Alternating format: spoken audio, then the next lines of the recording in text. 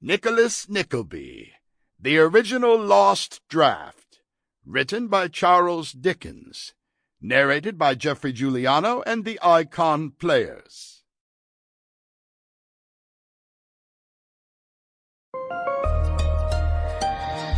Icon Audio Arts.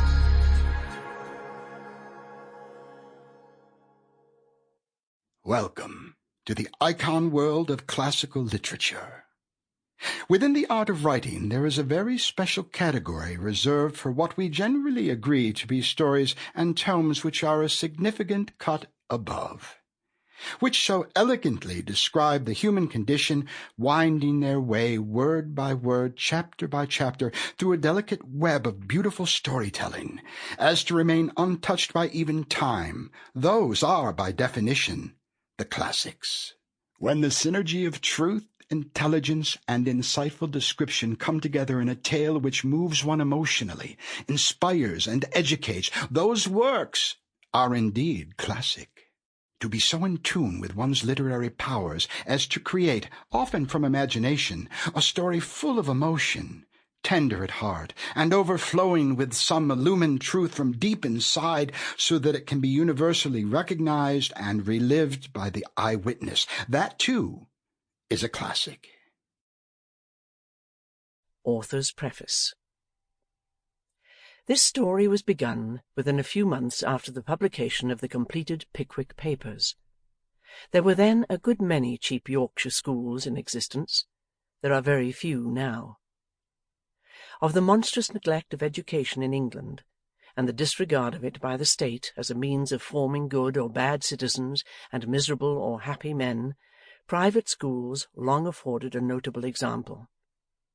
Although any man who had proved his unfitness for any other occupation in life was free, without examination or qualification, to open a school anywhere, although preparation for the functions he undertook was required in the surgeon who assisted to bring a boy into the world, or might one day assist perhaps to send him out of it, in the chemist, the attorney, the butcher, the baker, the candlestick-maker, the whole round of crafts and trades, the schoolmaster excepted.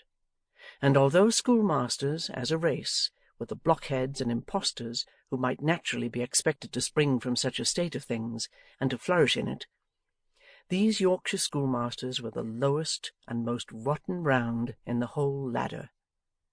Traders in the avarice, indifference, or imbecility of parents, and the helplessness of children, ignorant, sordid, brutal men, to whom few considerate persons would have entrusted the board and lodging of a horse or a dog. They formed the worthy cornerstone of a structure which, for absurdity and a magnificent high-minded laissez-aller, neglect, has rarely been exceeded in the world. We hear sometimes of an action for damages against the unqualified medical practitioner, who has deformed a broken limb in pretending to heal it. But what of the hundreds of thousands of minds that have been deformed for ever by the incapable pettifoggers who have pretended to form them? I make mention of the race, as of the Yorkshire schoolmasters, in the past tense. Though it has not yet finally disappeared, it is dwindling daily. A long day's work remains to be done about us in the way of education, heaven knows, but great improvements and facilities towards the attainment of a good one have been furnished of late years. I cannot call to mind now how I came to hear about Yorkshire schools when I was a not very robust child, sitting in by-places near Rochester Castle, with a head full of partridge, strap, tom-pipes, and Sancho Panza. But I know that my first impressions of them were picked up at that time, and that they were somehow or other connected with a suppurated abscess that some boy had come home with in consequence of his Yorkshire guide, philosopher, and friend having ripped it open with an inky penknife. The impression made upon me, however made, never left me. I was always curious about Yorkshire schools, fell, long afterwards and at sundry times, into the way of hearing more about them, at last, having an audience, resolved to write about them. With that intent I went down into Yorkshire before I began this book, in very severe winter time, which is pretty faithfully described herein. As I wanted to see a schoolmaster or two, Sample complete. Ready to continue?